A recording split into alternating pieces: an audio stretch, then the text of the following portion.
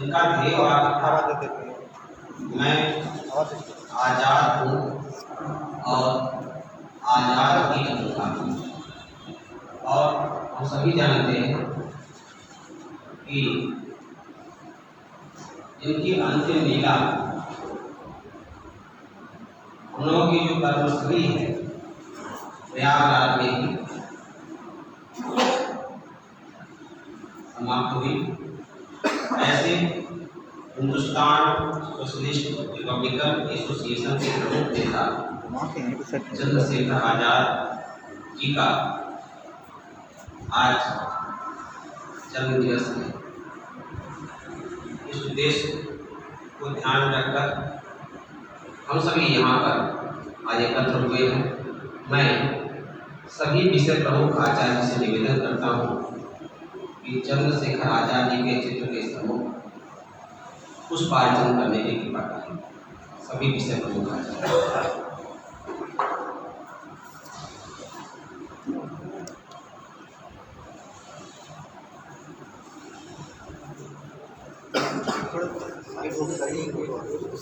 पुष्प की मात्रा थोड़ी कम है तो थोड़ा थोड़ा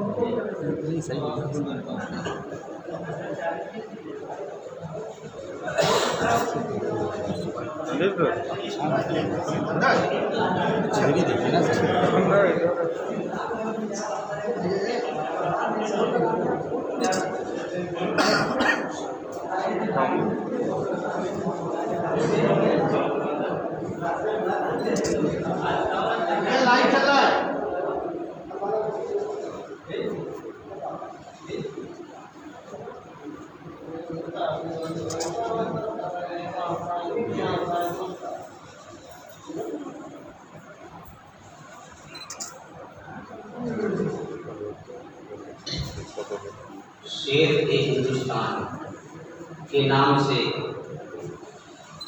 प्रसिद्ध एक महान क्रांतिकारी जिनके कारण ही हम सभी आज जिनके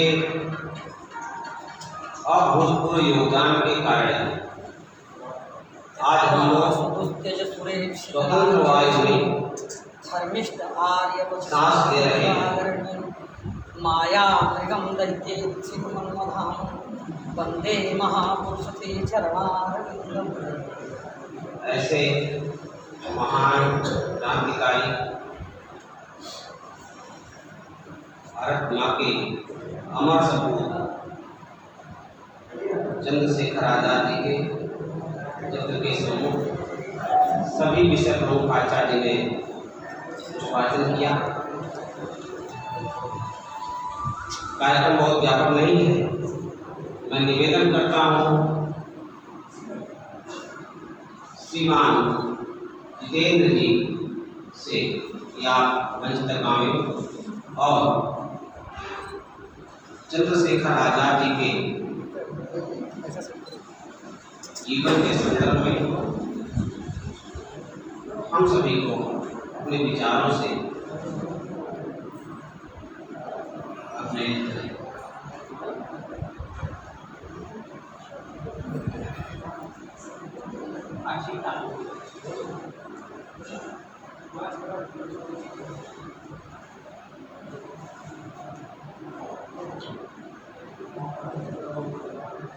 विद्या की आराध्य देवी माँ सरस्वती ओम भारत माता के चरणों में नमन करते हुए आज हम सभी चंद्रशेखर आजाद जी की जयंती के अवसर पर इस विशाल कक्ष में उपस्थित हुए हैं।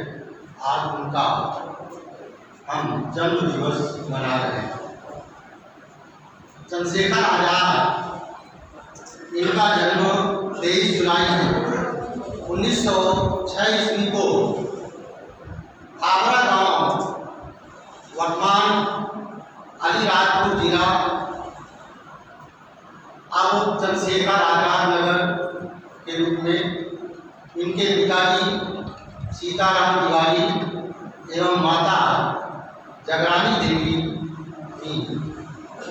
प्रारंभिक जीवन इनका खाबरा, जो कि आदिवासी बाहुल्य क्षेत्र में पड़ता है, आदिवासी बाहुल्य क्षेत्र में स्थित खाबरा में इनका पारंपरिक जीवन बीता।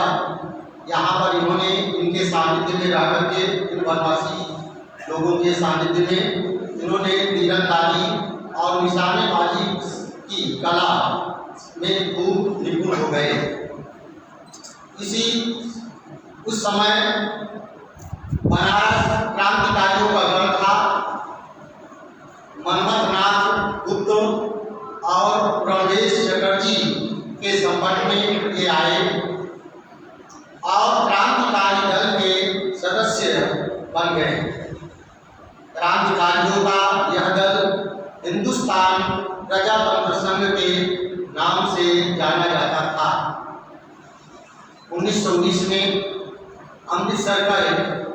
अमृतसर के जलियांवाला बाग हत्याकांड ने देश के इन नवयुवकों को उत्तेजित कर दिया। इस भयंकर हत्याकांड से व्यथित होकर सर सत्येंद्रनाथ बोस ने अपनी सर की उपाधि वापस कर दी थी और इस जलियांवाला बाग हत्याकांड में, जो कि दोषी सैंडर्स था, जिसने बिना सूचना दिए निहत्थी भीड़ पर गोली चलाने का आदेश दे दिया था और इस भयंकर हत्याकांड की उनके जीवन काल में यह पहली घटना घटित हुई। 1920 में जब महात्मा गांधी ने असहयोग आंदोलन का फरमान जारी किया, तब यह आग ज्वालामुखी बनकर फूट पड़ी और तमाम अन्य छात्रों के साथ, अन्य छात्रों की भांति ये भी चंद्रशेखर आजाद जी सड़क पर उतर आए। अपने विद्यालय के छात्रों के साथ, जत्थे के साथ इस आंदोलन में उन्होंने भाग लिया और वे पहली बार गिरफ्तार कर लिए गए। गिरफ्तार हुए और उन्हें 15 पेरों की सजा सुनाई गई थी। इस घटना का उल्लेख पंडित जवाहरलाल नेहरू ने अपने लेख में कायदा तोड़ने वाले एक छोटे लड़के की कहानी के रूप में इसका प्रसंग या उल्लेख किया है। जिस समय 14-15 साल की उम्र इनकी थी, उन्होंने अपने लेख में लिखा है कि 14-15 साल की उम्र वाला यह लड़का नग्न किया गया और वेद की तिक्ति में उन्हें बांध दिया गया। जैसे जैसे वेद पढ़ते थे, उनकी चमड़ी उधेड़ डालते थे। वह भारत माता की जय चिल्लाता था। हर वेद के साथ वह लड़का यही नारा लगाता रहा जब तक कि वह बेहोश नहीं हो गया। बाद में यही लड़का उत्तर भारत के क्रांतिकारियों के दल का एक बड़ा नेता बना। चंद्रशेखर आजाद ने कुछ निर्धारित समय के लिए झांसी को अपना गढ़ बना लिया और झांसी के 15 किलोमीटर की दूरी पर स्थित ओरछा के जंगल में वह अपने साथियों के साथ निशानेबाजी किया करते थे। अचूक निशाने पार होने के कारण चंद्रशेखर आजाद दूसरे क्रांतिकारियों को भी प्रशिक्षण देने के साथ साथ पंडित हरिशंकर ब्रह्मचारी के छद्म नाम से बच्चों को अध्यापन का कार्य भी करते थे। वो हिमारपुर गांव में अपने इसी छद्म नाम से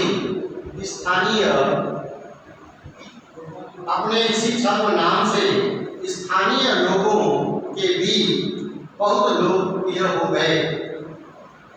झांसी में रहते हुए उन्होंने गाड़ी चलाने की सीख ली थी।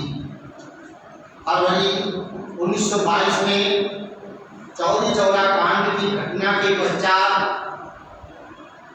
जब महात्मा गांधी ने बिना किसी से पूछे अपना आंदोलन वापस ले लिया तो देश के तमाम नवयुवकों की तरह आजाद का भी कांग्रेस से मोह भंग हो गया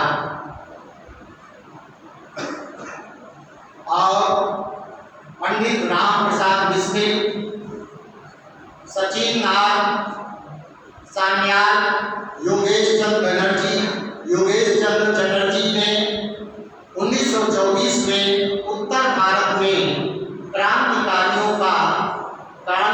को लेकर एक दल हिंदुस्तान सोशलिस्ट रिपब्लिक एसोसिएशन का गठन किया। चंद्रशेखर इस दल में शामिल हो गए। चंद्रशेखर आजाद इस दल में एक क्रांतिकारी सदस्य के रूप में शामिल हुए। इस संगठन ने 9 अगस्त 1925 ईस्वी को काकोरी कांड, इस दल के सदस्य ने संगठन ने 9 अगस्त 1925 ईस्वी को काकोरी कांड नामक घटना को अंजाम दिया और वहीं से ये सभी फरार हो गए। इस घटना में राम प्रसाद बिस्मिल, अशफाक उल्ला खान और ठाकुर रोशन सिंह को 19 दिसंबर 1927 तथा 2 दिन पूर्व राजेंद्र नाथ लाहिड़ी को 17 दिसंबर 1927 को फांसी पर लटकाकर मार दिया गया। इन 4 क्रांतिकारियों को फांसी और 16 को कड़ी कैद की सजा के बाद चंद्रशेखर आजाद ने उत्तर भारत के सभी क्रांतिकारियों को एकत्र कर 8 सितंबर 1928 की दिल्ली के फिरोज शाह कोटला मैदान में एक गुप्त सभा का आयोजन किया। इसी सभा में उन्हें दल का प्रचार प्रमुख नियुक्त किया गया और लाला लाजपत राय का बदला लेने के लिए तब 17 दिसंबर 1928 को चंद्रशेखर आजाद, भगत सिंह और राजगुरु ने संध्या के समय लाहौर में पुलिस अधीक्षक के दफ्तर में जाकर उसे ज्यों दफ्तर को घेर लिया और ज्यों ही जेपी सैंडर्स अपने अंगरक्षक के साथ मोटरसाइकिल पर सवार होकर निकला, वैसे ही पहली गोली में राजगुरु ने उसके सिर पर पहली गोली दाग दी थी, जो सैंडर्स के मस्तिष्क पर लगी थी। वह मोटरसाइकिल से गिर पड़ा था और फिर आगे बढ़कर भगत सिंह ने 4-6 गोलियां और भी उसके शरीर पर दागी, जिससे कि उसका शरीर ठंडा पड़ गया। जब सैंडर्स के अंगरक्षक ने इनका पीछा करना चाहा, तब चंद्रशेखर आजाद ने अपनी गोली से उसे भी समाप्त कर दिया था। चंद्रशेखर आजाद के ही सफल नेतृत्व में भगत सिंह बटुकेश्वर दत्त ने 8 अप्रैल 1929 ईस्वी को दिल्ली के केंद्रीय असेंबली में बम का विस्फोट किया। यह विस्फोट किसी को नुकसान पहुंचाने के उद्देश्य से नहीं किया गया था, अपितु यह विस्फोट अंग्रेज सरकार द्वारा बनाए गए काले कानून के विरोध में किया गया था। 20 फरवरी 1931 ईस्वी को वे जवाहरलाल नेहरू से उनके निवास यानी आनंद भवन में भेंट की। आजाद ने पंडित नेहरू से भेंट के समय यह आग्रह किया कि वे गांधी जी पर लॉर्ड इरविन से भगत सिंह, राजगुरु, सुखदेव इनकी फांसी को उम्र कैद में बदलवाने के लिए महात्मा गांधी से जोड़ डाले। अल्फ्रेड पार्क में अपने एक मित्र सुखदेव राज से मंत्रणा कर ही रहे थे कि सूचना पाकर तभी सीआईडी का एसएसपी नाट बाबर जीप से वहां आ पहुंचा और उसके पीछे फिर भारी संख्या में कर्नलगंज थाने की पुलिस ने आकर घेर लिया और दोनों ओर से भयंकर गोलीबारी हुई और उस भयंकर गोलीबारी में आजाद वीर गति को प्राप्त हुए। कहा जाता है कि वे अपने रिवॉल्वर से लगातार पेड़ की आड़ लेकर गोलियां दागते रहे, लेकिन जब अंतिम गोली बची तो उन्होंने वह गोली अपनी कनपट्टी पर दाग ली थी। इस प्रकार 27 फरवरी 1931 को उनका यहीं पर देहावसान हुआ। ये एक वीर सेनानी थे और उन्होंने स्वतंत्रता आंदोलन में बढ़ चढ़ करके हिस्सा लिया और इस प्रकार हम उन्हें आज भी याद कर रहे हैं। आज के दिवस पर मैं उनको श्रद्धा सुमन अर्पित करते हुए अपनी वाणी को विराम देना चाहूँगा। जय सैनिक दल।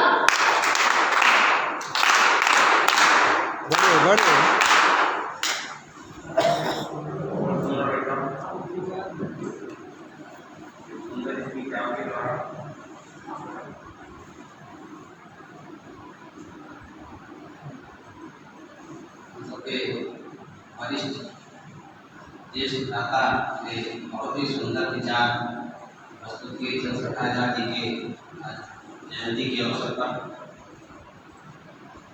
छोटा सा एक कविता है, उसके बाद श्री रामानंद जी आएंगे मंच निवेदन करूँगा। चंद्रशेखर आजाद जी के जीवन पर आधारित श्यामपाल सिंह जी ने 4 लाइनें लिखी हैं।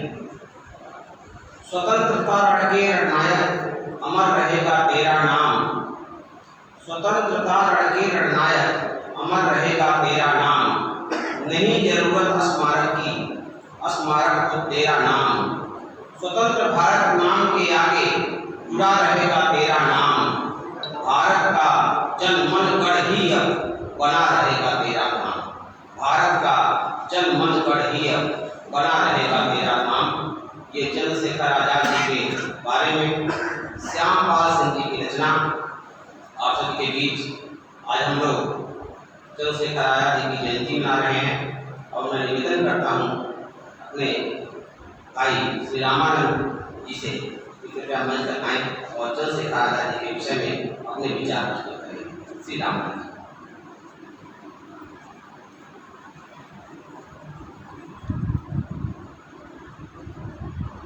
ज्ञान ताई मासादे एक ही पथ के पथिक अग्रज अनुज आचार्य बंधुओं, आदरणीय व्यवस्था प्रमुख जी, शस्य श्यामला भारत भूमि अनाज काल से ही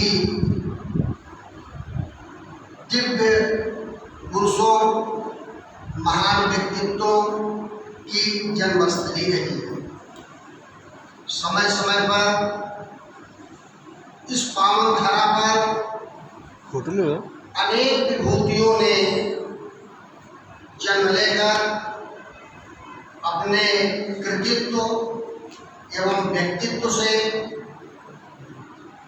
इस धरा को सुशोभित किया है। उन्हीं दिव्य महापुरुषों में एक महान व्यक्तित्व श्री चंद्रशेखर तिवारी जी का। आप एक सनातन ब्राह्मण परिवार में जन्म लिए थे। आपके पिता श्री सीताराम तिवारी उत्तर प्रदेश के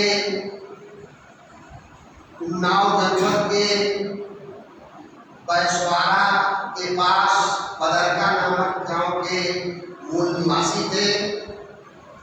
सन 1899 ईस्वी में जब भीषण अकाल पड़ा तो आप जीविकोपार्जन हेतु मध्य प्रदेश की अलीराजपुर रियासत में नौकरी करने हेतु चले गए और वहां व्यवस्थित होने पर अपने परिवार को भी वहीं पर व्यवस्थित कर दिए। श्री सीताराम तिवारी जी की 2 पत्नियों की मृत्यु के बाद तीसरी शादी उनकी जगरानी देवी से हुई और उन्हीं जगरानी देवी के गर्भ से महान विभूति श्री चंद्रशेखर जी का जन्म हुआ। आजाद शेर हिंदुस्तान ये इनके उपनाम है, जो कि कुछ समय बाद इनके कृतित्व के कारण उनको मिले।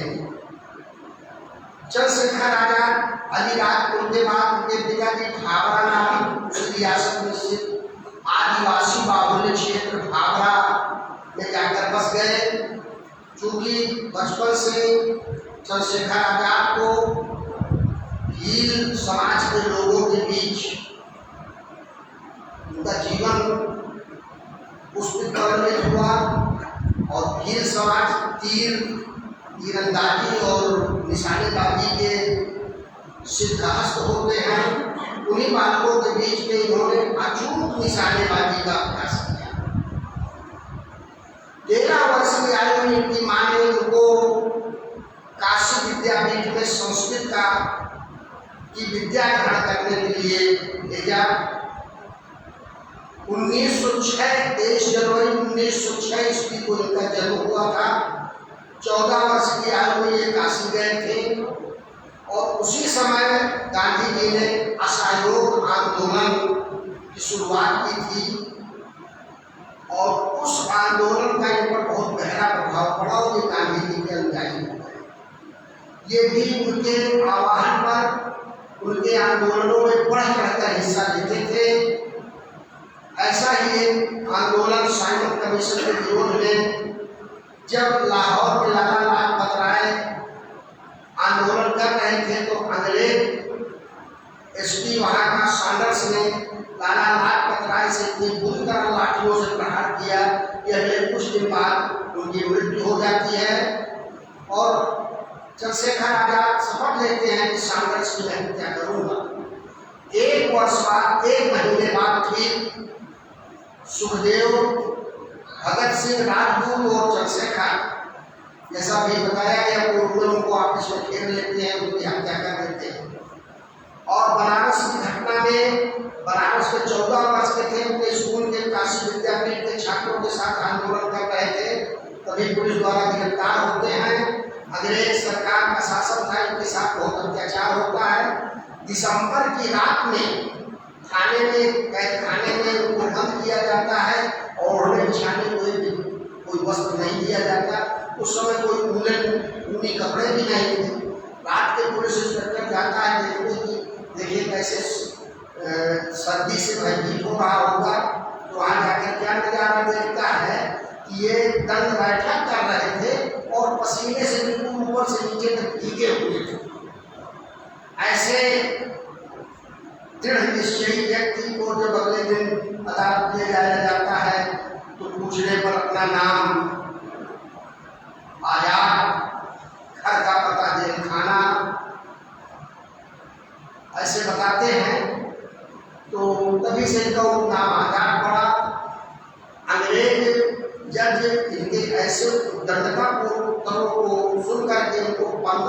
की सजा सुनाता है। एक बेर जहाँ नंगी पीठ पर एक बेर जहाँ पड़ता था उतनी चमड़ी उधेड़ देता था।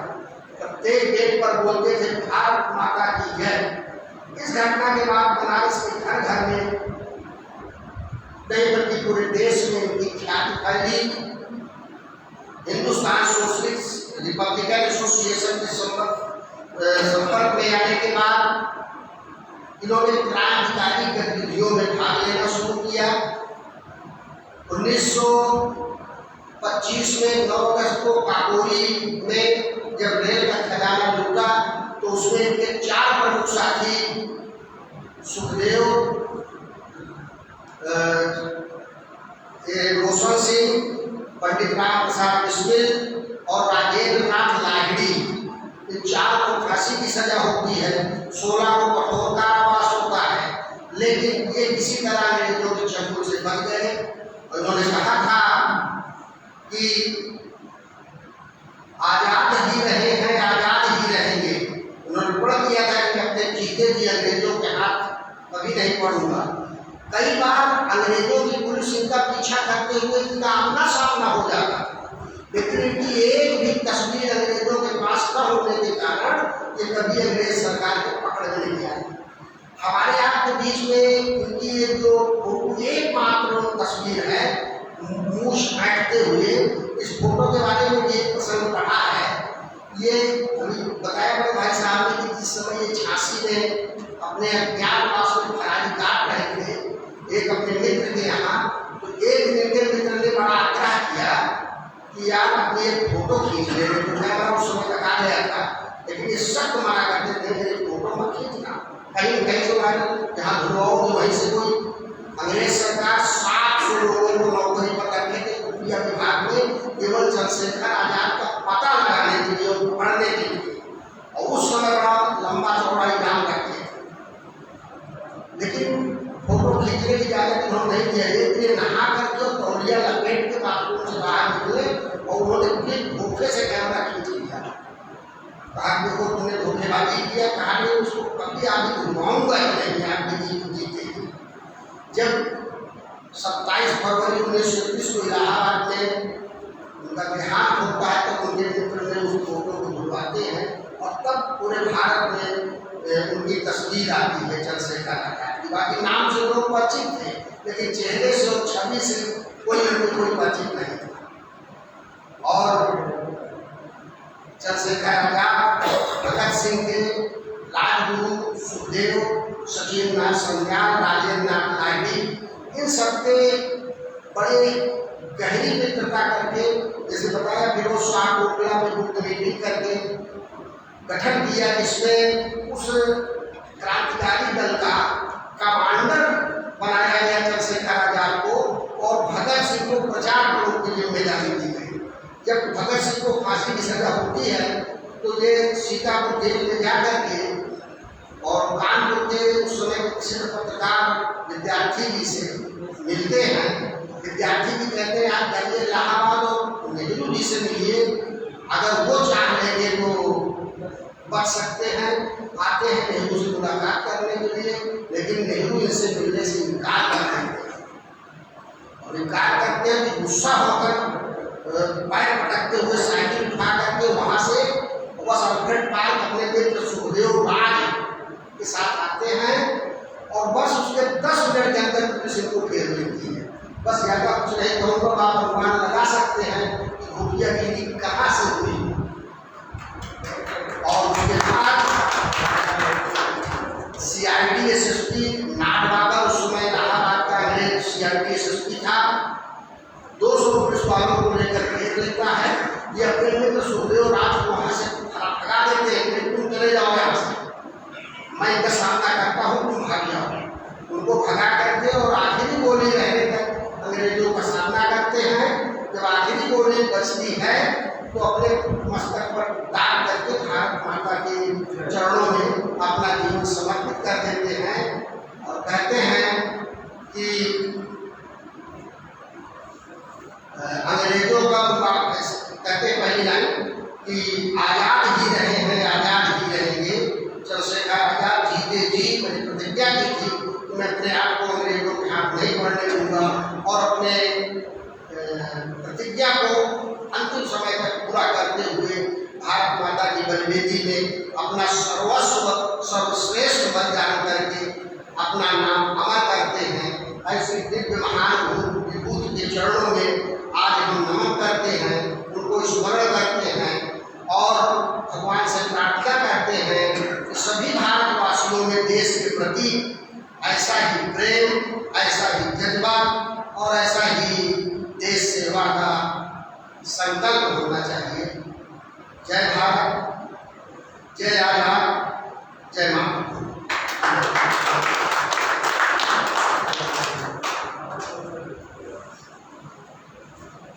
बहुत सुंदर बैठा। एक नया चीज आज सुनने को मिला। चंद्रशेखर आजाद जी की जो चित्र लगा हुआ है, ये मैं नहीं जानता था। ये चित्र कहाँ से कैसे आया, इस विषय में उल्लेख आपने किया, बहुत ही सुंदर। एक नया चीज कहीं कहीं हम लोग को जब महापुरुषों की जयंतियाँ मनाते हैं तो कुछ न कुछ जरूर नया जानने को मिलता है। क्योंकि वैसा बहुत देर से पूरा करने का प्रयास कर रहे थे, नहीं कर पा रहे थे। दुश्मन की गोलियों का हम सामना करेंगे, दुश्मन की गोलियों का हम सामना करेंगे, आजाद ही रहे हैं, आजाद ही रहेंगे। इस पंक्ति को भाई ने 2 बार प्रयास किया, मुझे लगता है जिसने शुरू किया था प्रयास नहीं गया तो मुझे लगा कि इस पंक्ति पूरा करना चाहिए। तो ऐसे महान विभूति भारत माता के ऐसे महान सपूत के चरणों में हम सब श्रद्धा सुमन अर्पित करते हुए आज के इस कार्यक्रम की पूर्णता की ओर बढ़ते हैं। शांति मंत्र के साथ कार्यक्रम पूर्ण हुआ। शांति मंत्र। सर्वे भवन्तु सुखिनः, सर्वे भवन्तु सुखिनः, सर्वे सन्तु निरामयाः, सर्वे भद्राणि पश्यन्तु, मा कश्चित् दुःखभाग् भवेत्। ॐ शान्ति शांति शांति।